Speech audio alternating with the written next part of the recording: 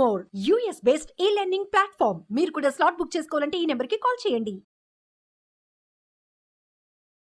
నమస్తే రమ్మగారు. నమస్తే జయ. మంచి సరదా కథ చెప్పండి రమ్మగారు. చందమామ కథ చెప్తాం. ఓకే. ఇది ఏదో వేరే దేశపు కథ కానీ బాగుంది. ఒక ఊళ్ళో, ఆ ఊరు ఏంటంటే పొలాలు అవి ఆ ఊళ్ళో ఉన్న పేద రైతులకి, పేద అంటే పని చేయగలిగే వాళ్ళకి దీన్ని ఏమంటారు, మక్తాకి ఇవ్వటం. మక్తాక అంటాం మరి మా ఊళ్ళలో ఏమంటారు దాన్ని, కౌలుకి ఇవ్వటం. కౌలుకి ఇవ్వటం, మక్తా కౌలు అంటారు కదా, కౌలు అంటారు. మా ఊర్లో కౌలని అంటారు. మక్తాకి చేశారని చెప్తారు. ఓకే. కౌలుకి ఇవ్వటం ఇప్పుడు కౌలు అంటున్నారు. మా చిన్నప్పుడు మక్తానే అనేవాళ్ళు. ఏమిటో అది నాకు బాగా తెలియదు, ఆ మక్తా పదమే గుర్తుంది. సరే, కౌలుకి ఇచ్చేవాళ్ళు. ఆ ఊళ్ళో ఒక భూస్వామి ఉండేవాడు. అతనికి వచ్చి దుర్మార్గుడు, గీసి వసూలు చేసేవాడు. వానలు పడ్డా ఏదైనా అదైనా సరే పాత బాకీ కింద కట్టుకుంటాను, తర్వాత అది ఉంచు, వచ్చే సంవత్సరం తీర్చాలి అలా చెప్పేవాడు అనమాట. వదిలిపెట్టేవాడు కాదు. అయితే మాత్రోయ్ అనే పేరున్న ఒక రైతు ఉండేవాడు. చిన్న బక్క రైతు వీడు. భూస్వామి దగ్గర పొలం కౌలుకి తీసుకుని చేసేవాడు. ఇతను చాలా తెలివైనవాడు, లౌక్యుడు.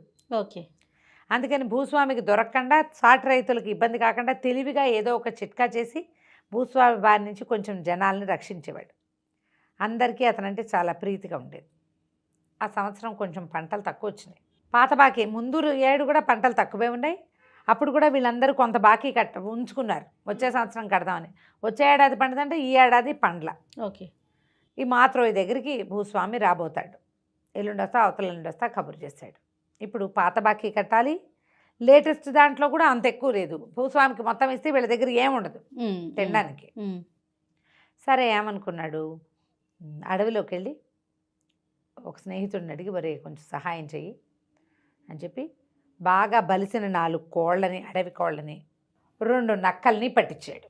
4 అడవి కోళ్ళని ఇంట్లో బంధించేసాడు, లోపల పెట్టేసుకున్నాడు. ఈ నక్కల్లో ఒక నక్కని చీకటి కొట్లో కట్టేశాడు. ఈ 2వ నక్కకి మెళ్ళలో తాడు కట్టి కుక్కని పుచ్చుకుని తిప్పుకుంటాను చూసావా, అట్లా చేత్తో పుచ్చుకుని ఉన్నాడు. అదే సమయానికి భూస్వామి వచ్చాడు. అయ్యగారు రండి రండి అన్నాడు. అనేసరికి ఆయన ఆశ్చర్యంగా చూశాడు. ఏమిటి సంగతి, అది ఇది పాత బాకీ అన్నీ తీర్చేస్తానండి, దాందేముంది, మీరు ఎల్లుండి రండి, మీరు వచ్చేసరికి చక్కగా మా ఇంట్లోనే భోజనం చేద్దురు కానీ మొత్తం డబ్బులు కట్టేస్తా అని. ఒరే, నువ్వు వెళ్ళి 4 మంచి కోళ్ళు పట్టరా, హాయిగారు ఎల్లుండి విందుకి అని చెప్పి మెడలో ఉన్న తాడు ఊడదీశాడు నక్కది. అంతకుముందే ఆయన అడిగాడు, ఇదేమిటి ఇట్లా పట్టు తిరుగుతున్నావు, అది పారిపోతుంది కదా అన్నాడు. నక్కని పట్టు తిరిగితే పారిపోతుంది అని. అదే ఏం కాదండి అన్నాడు. ఈ వాక్యాలు చెప్పాడు. ఇప్పుడు వెళ్ళి 4 బలిసిన కోళ్ళు పట్టరా, అయ్యగారికి ఎల్లుండి విందుకి అన్నాడు అని చెప్పి దాని మెడలో తాడు తీసి దాని నడు మీద ఒక దెబ్బ కొట్టాడు. అది పరిగెత్తుకుంటూ బతుకు జీవుడా అని పారిపోయింది. నేను తెల్లబోయాడు. ఏమిట్రా నువ్వు, నక్క తెస్తుందా కోళ్ళు, దాని దారిని అది పారిపోతున్నాను. కాదండి, దీంట్లో ఒక మహత్యం ఉన్న నక్కది, అది తీసుకొస్తుంది, పట్టుకొస్తుంది కోళ్ళని, మీరు వద్దురుగాని అన్నాడు. ఆయన ఆశ్చర్యపోయాడు. ఏమిటి, నక్కని కోళ్ళని తెమ్మని పంపించాడా? నక్క కోళ్ళని పట్టుకొస్తుంది, పాయింటే, తింటుంది, అది వీడికెందుకు తెచ్చిస్తుంది? ఎల్లుండి వచ్చాడు. వచ్చేసరికి బలిసిన 4 కోళ్ళు ఉన్నాయిగా ఇంత దగ్గర, 4 కోళ్ళని వండించి మంచి మసాలా పెట్టి చక్కగా కూర వండించాడు. ఆ కూర వాసనలో ఆయన రాకముందే, ఇంట్లోకి రాకముందే వాసన వస్తుంది. మాత్రోయి మామూలు వాడు కోళ్ళని వండించేసేంత సీన్ లేదు వాడికి. ఇప్పుడు మొన్న ఒక నక్కని పంపాడు, ఒకవేళ అది కానీ తెచ్చిందా అనిపించింది దీనికి. లోపలికి వస్తూనే ఘుమఘుమలాడిపోతుంది ఇల్లంతా. భోజనాన్ని కూర్చున్నారు. ఏది ఆ నక్క, ఇక కోళ్ళు తెచ్చింది, దాన్ని కూడా తీసుకురా, అది కూడా మనతో పాటు తింటుంది అన్నాడు. అనేసరికల్లా లోపల నుంచి నక్కని తీసుకొచ్చాడు. 2వ నక్క ఉంది కదా, దాన్ని దాచాడు. ఈయనకేం తెలుసు 2 నక్కలు ఉన్నాయని. దాన్ని కూర్చోబెట్టి దానికి కట్టాడు, దానికి అన్నం పెట్టాడు. పెట్టేసరికల్లా ఆయన అన్నాడు, ఏమిట్రా ఇలాగే నిజంగా నక్క భలే తెచ్చింది, ఎలా నేర్పించావు ఏంటండి, ఇది ఒక మహత్యం గల నక్కండి, మరి ఇది అలాగే తెస్తుంది అన్నాడు. అనేసరికల్లా ఈయన ఏమన్నాడు, ఈ నక్కని నాకు ఇచ్చేద్దు అన్నాడు. 1000 తులాల వెండి ఇస్తానన్నట్టు. 1000 తులాల వెండి ఇస్తానంటే వీడు ఒప్పుకోలే. అబ్బే భలేవారండి, 1000 తులాలు వెండి ఏమిటి, మీ వెండి అక్కర్లేదు, మీ తాలూకు బాకీ పాత బాకీ అన్నీ తీర్చిపారేస్తాను నేను అన్నాడు. అనేసరికల్లా ఆయన ఒప్పుకోలే. బాకీదేముంది, పీడా పోయిరి, బాకీ లేదేం లేదు, నీకు నాకు బాకీ ఏం లేదు, అసలు 1500 తులాలు ఇస్తానన్నాడు. ఇతను నసిగి అదని అది కాదని ఇది కాదని పాత బాకీ మొత్తం రద్దు చేయించుకుని 1500 తులాల వెండి తీసుకుని నక్కని తాడిచ్చి చేతిలో పెట్టాడు, తాడు తెచ్చి. జమీందారు నక్కని పుచ్చుకుని తీసుకుపోయాడు ఇంటికి. అదే ఆయన భూస్వామి. తీసుకెళ్ళి ఇంటికెళ్ళి భార్యకి చెప్పాడు. ఏమేవ్ చూసావా ఎంత బాగా తెచ్చానో అన్నాడు. మాత్రమే దగ్గర నుంచి డబ్బులు తెచ్చుకున్నారా లేదా అంది. డబ్బులు తేవటం ఏమిటి, నేను బ్రహ్మాండమైన నక్కను తెచ్చాను, ఇవాళ నేను తిన్న పీగల దాకా కోడి మాంసం, ఆ మాంసాన్ని ఇదే తీసుకొచ్చింది ఈ నక్కే, కావాలంటేనా ఇప్పుడు పంపిస్తే పట్టుకొచ్చేస్తుంది అన్నాడు. ఆవిడంది మీ మొహంలా ఉంది, నేను నమ్మను అంటే కాదు నిజంగా. ఒరే నువ్వు అలా వెళ్ళి అడవిలోకి వెళ్ళి 4 కోళ్ళు పట్టరా, మీ అమ్మగారిని నమ్మిద్దామని నక్క మెళ్ళలోంచి తాడోడు తీశాడు. అది బతుకు జీవుడా అని పారిపోయింది.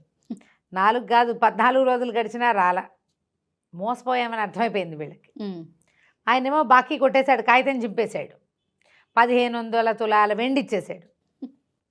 ఈయన పోయి మళ్ళీ వాళ్ళ దగ్గర అడిగాడు, ఏరా నువ్వు అబద్ధం చెప్పావు, నక్కని నక్క దొంగ నక్కని తీసుకొచ్చి మాకు అంటగట్టావు, మరి 1500 తులాల వెండి కక్కు నాకు అన్నాడు. ఆయన కాగితం చింపేశాడు కాబట్టి ఇక మక్తా అడగలేడు, డబ్బులు అడగలేడు, కౌలు డబ్బులు. అవును, ఇది ఇవ్వమన్నాడు. అవి ఎక్కడున్నాయండి, అవి ఎప్పుడో అయిపోయినాయి, తినేసాం మేము, ఇంకా ఇన్నాళ్ళు ఉంటుందా వెండి, 15 రోజులు పట్టదు మాకు తినడానికి, మీ 1500 తులాలును అన్నాడు. అనేసరికల్లా సరే అయితే వీడిని పట్టుకోండి కట్టేసేద్దాం, వీడి సంగతి చూద్దాం, ఆ నక్కని తెప్పించిస్తావా లేకపోతే ఇంకోటి చేస్తావా చూస్తాను నీ సంగతి అన్నాడు. అనేసరికల్లా ఇంకేం చేస్తారు వాడు వీడు చెప్పాడు మాకుతో, అసలు చాలా మహత్యం కలిగిన నక్కండి, మీరు ఎలా చేశారో ఏదో అపరాధం చేశారు అందుకే దానికి కోపం వచ్చింది అన్నాడు. అయినా సరే ఆయన ఒప్పుకోలేదు, తీసుకొచ్చి బాకెట్లో కట్టేశారు. చలిగా ఉంది, చలిగా ఉండేసరికి వీడిని గొయ్యి తీసి గోతులో కప్పెట్టేసేయండి అన్నాడు భూస్వామి. పని వాళ్ళంతా అన్నారు, ఏమండి ఇంత చలిగా ఉంది, ఇప్పుడు గోతులు తీయలేము, రేపు పొద్దున్న తీస్తాం, పిచ్చి చలి అంటే ఈయన ఏమన్నాడు, చలిలోనే వీడిని కట్టేయండి, వీడు రోగం కుదురుతుంది, రేపొద్దుటి బీసుకుపోతాడు, ఈజీగా చచ్చిపోతాడని చెప్పేసరికల్లా వాడిని అక్కడ మక్తోని బయట కట్టేశారు, కాలుకో తాడు కట్టి వదిలిపెట్టారు. కాసేపటికి చలియటం మొదలుపెట్టింది. చలేస్తుంటే ఏమనుకున్నాడు, చచ్చే చలేస్తుంది, ఏదైనా పని చేస్తే చలిపోతుంది. చూస్తే ఆ పక్కన గానుగ ఒకటి ఉంది. గానుగ ఏంటి, అది ఈ నూనె తీయటానికి మనం నువ్వులు పోసి ఆడుకుంటాం కదా, నువ్వులు పోసి దాన్ని పట్టుకుని ఇట్లా గుండ్రంగా తిప్పితే ఏమవుతుంది, నూనె వస్తుంది. అందులో నువ్వులు గివ్వులు ఏం లేవు. ఈ మగ్తో ఏం చేశాడు, ఆ తాడు కొంచెం దూరంగా వస్తే ఈ దీని దాకా గానుగ దాకా వచ్చి ఆ గానుగను తిప్పడం మొదలుపెట్టాడు. ఇదంతా అర్ధరాత్రి జరిగింది. తెల్లవారుజామున 4 పనివాళ్ళు వచ్చారు. వాళ్ళు ఆశ్చర్యపోయారు. చెమటలు బట్టి ఉన్న మగ్తోని చూసేసరికి వాళ్ళు ఆశ్చర్యంగా ఉంది. వాడిని చూస్తూ తెల్లబోయి లోపలికి వెళ్ళారు.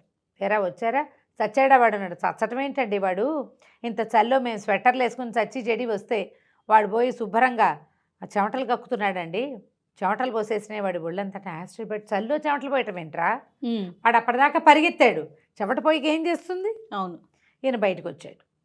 ఏరా నీకు చల్లట్లేదండి, చల్లెక్కడండి, ఫు అనుభూతుకుంటున్నాడు, చెమటలు ముచ్చెమటలు ఉన్నాయి ఒళ్ళంతా. ఎటా చెమటలు పోసినాడు ఆ చల్లో నీకంటే, ఈ చొక్కా మహత్యం అండి, మా 3 తరాల నుంచి ఈ చొక్కా వస్తుంది మా తాతల నాటి నుంచి అన్నాడు. అదేంటి నిజం, ఆ చలి ఇదా అన్నాడు. ఎక్కడేస్తుంది చూడండి చలి చెమటలు అని ఇట్లా చెమటలు తీసి ఇట్లా చల్లాడు. ఆయన ఆశ్చర్యపోయాడు. ఊరిని బలి ఉందిరా అని, మరేమిటి చొక్కా ఇచ్చే నాకు అన్నాడు. నేనేమనండి, మహత్యం గల నక్కను తెచ్చిస్తే మీరు దానికి ఏదో చేసి దాన్ని పంపేశారు, అంతకంటే మహత్తు కలిగిన తాతల చొక్కా ఇది, నేను ఏమనండి అంటే ఈయన మళ్ళీ 1500 తులాలు వెండిస్తానన్నాడు. ఆ పాత చొక్కా అంగీ లాంటిది అది పుచ్చుకుని వాడిని వదిలేశాడు. ఆ 1500 పుచ్చుకుని వెళ్ళి ఇంటికి వెళ్ళిపోయాడు. ఈయనేం చేశాడు, మర్నాడు రాత్రి అత్తవారింట్లో ఏదో పార్టీ ఉంటే తన చలికోటు గిలికోటు అన్నీ పక్కన పెట్టి ఆ పాత చొక్కా వేసుకుని వెళ్ళాడు. వెళ్ళేసరికి అందరు నవ్వారు, చలేసి చచ్చాడు ఆయన. అదొక పల్చటి మామూలు చొక్కా, దాంట్లో చలేదు, చలికాలం అక్కడంతా మంచు కురిసేది. మన ఫారిన్ కంట్రీస్లో ఎలా ఉంటుంది, ఐసు ముద్దలుగా వాళ్ళు ఏం చేస్తారు, ఒకటేసి దాని మీద ఇంకోటేసి దాని మీద మూడోది వేస్తారు. ఒకటే వేసుకెళ్తే చలికి ఏమో గిటగరిచిపోతున్నాయి పళ్ళు. పాత చొక్కా చూసి అందరూ ఎక్కిరిస్తారు. పరువు పోయింది, ఆయనకు ఒళ్ళు మండిపోయింది. దొంగ వెధవ వాడు మళ్ళీ మోసం చేశాడు, పట్టుకురండిరా వాడిని అన్నారు. సరే 4 పాలేడు పోయి పట్టుకొచ్చారు. 1500 3000 తులాల వెండి నొక్కేశాడు. ఈసారి ఏం చేశారు, నేను వీడిని ఇట్లా కాదని ఒక గోను సంచిలో కట్టేసి సముద్ర తీరాన ఎత్తుగా ఉంది వాళ్ళ ఇది, ఆ కొసకి ఒక చెట్టుకేసి కట్టేశారు. పైనుంచి ఒక్క తాడుతో ఒక్క వేటితోటి దాన్ని ఆ సంచిని పడగొట్టేస్తే అది పోయి ఎగురుకుంటూ సముద్రంలో పడుతుంది, వాడికి శాస్త్రి జరుగుతుంది అని కట్టేశారు. కట్టేసరికల్లా వాడు ఏమన్నాడు, పాలేది కట్టడం, వీడిని లాక్కు రావడం, వాడు విదిలించుకుంటుంటే వాడిని కట్టడం, వీడిని ఎత్తి చెట్టు కట్టడం అని పనులు కదా. పనివాడు అన్నాడు, ఈ కార్యక్రమం ఇప్పుడు ఎందుకండి, ఆకలిస్తుంది, అన్నం తినొద్దామా అని అడిగాడు. యజమాని సరే నాకు కూడా ఆకలిస్తుంది, సరే ఎలా కట్టిపడేది, వాడెక్కడికి పోతాడు, వంటింటి కుందేలు అనుకుని పదాయ అని ఇద్దరు కలిసి అన్నం తినడానికి పోయారు. వాళ్ళు వెళ్ళగానే వీడు అరవటం మొదలుపెట్టాడు. రక్షించండి, ఎవరన్నారు ఎవరన్నారు ఎవరన్నారంటే అదే సమయానికి భూస్వామి మావగారు కూతురుని చూడడానికి వాళ్ళ ఇంటికి వస్తున్నాడు. ఆయన సముద్ర తీరపు వైపు ఉన్న మెట్ల మీద నుంచి ఎక్కుతున్నాడు. ఆ గొంతు వినపడేసరికి కదా, ఎవర్రా అది ఎవరది ఎవరది అని కేకేశాడు. మక్తో గుర్తుపెట్టాడు ఈ వాయిస్ ఎవరిదో గుర్తుపెట్టాడు. ఆయనకి భూస్వామి మావగారికి కొంచెం గూనుంది. బాబు రండి దగ్గరికి రండి అని పిలిచాడు. చెట్టు కొసన కట్టేసి ఉన్నటువంటి వీడిని చూశాడు ఆయన. చెట్టుకు ఒక పక్కన కట్టేశారు ఇట్లా కిందకి. దాన్ని కొడితే వీడు పోయి చెరులో పడతాడనమాట సముద్రంలో ఎత్తుమించి. ఎవర్రా నువ్వు ఎవరో కట్టేశారు నువ్వు ఏమిటన్నాడు. అదేనండి బాబు గూనుందండి, గూనికి రిపేర్కి ఏమో వైద్యుడు చెప్పాడు, ఇట్లా గోను సంచిలో వేసి వేళ్లాడేస్తే గూను తగ్గుతుందని చాలాసేపు అయింది, మా వాళ్ళు తినడానికి పోయారు, వైద్యుడు సలహా ప్రకారం కట్టేశారు, నాకు ఆకలిస్తుంది ఎవరైనా దింపుతారేమోనని కేకేశానండి, వాళ్ళు ఎక్కడున్నారో కనపడక అన్నాడు. అనగానే ఆయన ఆశ్చర్యపోయి నిజంట్రా గూను తగ్గుతుందంటే ఏమోనండి తగ్గిందో లేదో నాకు తెలీదు, దింపండి చూద్దామన్నాడు. ఆయన ఏం చేసేట తాడు లాక్కెట్టారు కదా, ఆ తాడు దింపి వీడిని దగ్గరికి లాక్కున్నాడు. దగ్గరికి లాగి సంచిలోంచి తీస్తే టైం అని ఉంచున్నాడు కడ్డీలాగా. వాడు 30 ఏళ్ల కుర్రాడు. దాంతో ఈయన ఒరే నీ గూను లేదు రోయ్ అన్నాడు. అవునండి మరి నన్ను కూడా కట్టేరా బాబు అంటే కాదండి వైద్యుడు ఒప్పుకోడంటే కాదు నీకు 1000 తులాలు వెండిస్తా అని చెప్పి ఆయన సంచి పుచ్చుకొచ్చాడు. సంచిలోంచి కేజీ ఉన్నటువంటి అది ఇంత వెండి ముద్దని ఎత్తి చేతులు పెట్టాడు. ఈ ముద్ద పట్టుకెళ్ళు నన్ను ఇందులో కట్టి అనగానే వీడేం చేశాడు, ఆ ముసలాయన్ని అందులో కూర్చోబెట్టి అట్లా కట్టేసేసి ఆ వెండి ముద్ద పుచ్చుకుని తన దారిని తను వెళ్ళిపోయాడు. భోజనం చేసి వచ్చినటువంటి భూస్వామి ఆయన పనివాడు ఇద్దరు కలిసి ఒకే ఒక్క కత్తివేటుకి ఆ సంచిలో ఉన్న మనిషిని సముద్రంలో పడేశారు. రామా ఇంకేం చేస్తారు అయ్యింది. అక్కడి నుంచి ఏమైంది, ఒక 15 రోజుల పాటు వీడు కనపడలే. అయితే భూస్వామి మామగారు ఏమయ్యాడు అని వాళ్ళు వెతుక్కుంటూనే ఉన్నారు. ఆయన మోసుకొచ్చిన సంచి ఇక్కడే ఉంది. ఆయన ఏమయ్యాడో ఎవరికీ తెలియదు. ఆయన సన్యాసులో కలిసిపోయి ఉంటాడని భావించారు వాళ్ళు. ఓకే. 15 రోజుల తర్వాత భూస్వామి పొలాల దగ్గర చూడడానికి పోతే మొక్కజొన్న పొత్తులు కాల్చుకుంటూ మక్కుతో కనపడ్డాడు. ఊరి నీ దుంపతేగా నిన్ను సముద్రంలో పారేసాం కాదట్రా, నువ్వు ఎటా బతుకొచ్చావంటే నేను చచ్చిపోయానండి, నేనేం దయ్యాను గాను స్వర్గానికి వెళ్ళాను, ఎంత బాగుందో అక్కడ స్వర్గంలో ఒక చక్కటి చక్కటి పిల్ల నుంచి పెళ్లి చేశారు, నిరంతరం పని చేసుకునేవాడికి నాకేం తోస్తుంది, అక్కడ ఎంతసేపు సారాయి తాగటం, ఆడపిల్లలు వాళ్ళు వీళ్ళు ఉంటారు వాళ్ళని వెళ్ళి డ్యాన్సులు చూడడం, మనతో ఉన్న పెళ్ళంతో కాస్త అటు ఇటు తిరుగుతూ ఉంటాం, పని పాట ఏమీ లేవండి, నేనేమో నిత్యం పని చేసుకునేవాడిని, నా వల్ల కాదని ఏడ్చాను. ఆ స్వర్గంలో ఉన్న రాజుగారు సరే పోరా వెళ్ళు మీ కిందకి వెళ్ళిపో అని అన్నాడు. అందుకని నేను వచ్చేసాను, ఎవరైనా స్నేహితులు ఉంటే వాళ్ళని వెళ్ళి తీసుకుని వస్తుండ్రా అప్పుడప్పుడు అన్నారు అన్నాడు. అనేసరికి ఆశ్చర్యపడి నిజమా అన్నాడు. నిజమేనండి, నా పెళ్ళాం నాకు ఒక పిల్లనిచ్చి పెళ్లి చేశారు కూడాను, ఆ అమ్మాయి ఏమో నువ్వు ఇక్కడ ఉంటేనే నీతో ఉంటానంది, రేపు ఎప్పుడో వచ్చే వారం వెళ్తానండి, దాని పుట్టినరోజు ఉంది అన్నాడు. అనేసరికి ఆశ్చర్యపడి వీడు వెర్రి వెదవా ఇక్కడ ఏం ఉద్ధరించడానికి వచ్చాడు, హాయిగా 4 ఆడపిల్లలను పెట్టుకుని హాయిగా ఉండక అక్కడ 4 అబ్బాయిలు ఉంటే వాళ్ళతో ఉండొచ్చు కదా అని అనుకుని, ఏరా నేను నీకు మంచి స్నేహితుడిని కాదుట్రా అన్నది. ఎందుకు కాదండి మీరు చాలా మంచి స్నేహితుడు, మరి నీకు స్వర్గంలో ఉన్న రాజుగారు ఎవరైనా తీసుకురమ్మన్నాడు కదా, నన్ను తీసుకెళ్ళచ్చు కదుట్రా అన్నాడు. దానికేమండి తప్పకుండా మా ఆవిడ పుట్టినరోజు వస్తుంది కదా స్వర్గంలో ఆవిడది, అప్పుడు వెళ్దాంలేండి అన్నాడు. సరే ఈ లోపల మరి నీకేం కావాలండి, ఏముందండి నాకు 1 ఎకరమే కదా పొలం ఉంది, 4 ఎకరాలు ఏమైనా ఇప్పించండి అంటే ఈయన ఏం చేశాడు, వాడింటికి వెనకాతలు ఉన్నటువంటి తన 4 ఎకరాల పొలాన్ని మక్తో పేరు మీద రాసి కాగితం చేతిలో పెట్టాడు. అని నువ్వైనా స్వర్గానికి వస్తావు నీకెందుకురా పొలము అన్నాడు. నాకెందుకు ఏమిటండి, నాకు అక్కర్లేదు, నేను అప్పుడప్పుడు వస్తా, ఇప్పుడు మీతో వస్తానా, ఓ 20 రోజులు ఎంజాయ్ చేస్తానా మీతో పాటు, మళ్ళీ వస్తామా, మరి 20 రోజులు మా ఆవిడ పిల్లలు తినద్దా నేను ఉండపోతే, మా నాన్న మా అమ్మ మా మేనత్త వీళ్ళంతా ఏమైపోతారు, నేను వెళ్తూ వస్తూ ఉంటా కదా, లేదు 4 ఎకరాలు ఉంటే మా నాన్న మా ఆవిడ కలిసి సాగు చేసుకుంటారు, బాగుందిగా ప్లాను. సరే 4 ఎకరాలు రాసేసాక మాతో ఏం చేశాడు, ఒక చెక్క పడవ ఒక పింగాణి పడవ చేయించాడు. జమీందారు కోటి తన కోటి. సరే అక్కడి నుంచి తన పడవలో తనెక్కాడు, ఆయన పడవలో ఆయన ఎక్కించాడు. ఇద్దరు పడవలు తెడ్లేసుకెళ్తున్నారు. ఎక్కడి దాకా వెళ్ళాలి, ఎక్కడి నుంచి మాకుతో పైనుంచి పడి సముద్రంలో పడి చచ్చిపోయాడో అని అనుకుంటున్నారో అక్కడ దాకా వెళ్ళాలి.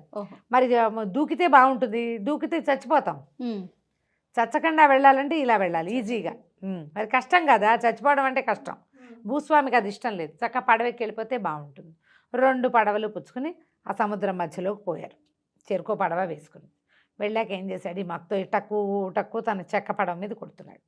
ఏమిట్రా కొడుతున్నాడు అంటే, దేవదూతలు వస్తారండి ఇలా కొడితేనే అన్నాడు. అనేసరికల్లా ఆ ఎవ్వరూ రాల. భూస్వామి ఆగలేకపోతున్నాడు. ఆయన ఏమన్నా అంటే, ఒరే నీ చెక్క పడవ మీద డంగ్ డంగమని ఏం శబ్దంరా, నా పడవ మీద కొట్టు టింగ్ టింగ్ అని మంచి శబ్దం వస్తుంది అన్నాడు. ఓకే. అనగానే వీడి తెడ్డి పెడేయాలమని 2 దెబ్బ కొట్టేసరికల్లా టింగ్ మంటంతో పాటుగా పడవ పగిలింది. భూస్వామి భూస్థాపితం అయిపోయాడు. జలంలోకి వెళ్ళిపోయాడు, నీళ్ళల్లోకి. ఎంతసేపటికి పైకి రాలేదు. పాపం స్వర్గారోహణ జరిగిపోయింది అనుకుని మక్తో వెనక్కి తిరిగి వచ్చేసాడు. అందరూ భూస్వామి ఏడి అని అడిగారు, కానీ ఇతన్ని ఎవరు అడుగుతారు, ఇవన్నీ రహస్యాలు కదా. ఆయన కనపడలేదు. భూస్వామి గారు కొడుకు చిన్నవాడు కాబట్టి వాడి రాజ్యం వచ్చేటప్పటికి ఈ కాలం ఎలాగో మారిపోతుంది. మక్తోకి 4 ఎకరాల పొలం సొంతానికి ఏర్పడింది. హాయిగా వాడి దారిని వాడు ఉన్నాడు. కథ కంచికి మనం ఇంటికి. శభాష్. ఈ రోజుల్లో కూడా ఉంటే ఎంత బాగుండో. అవును కదా రమ్మగారు. రైట్ అండి, నమస్తే.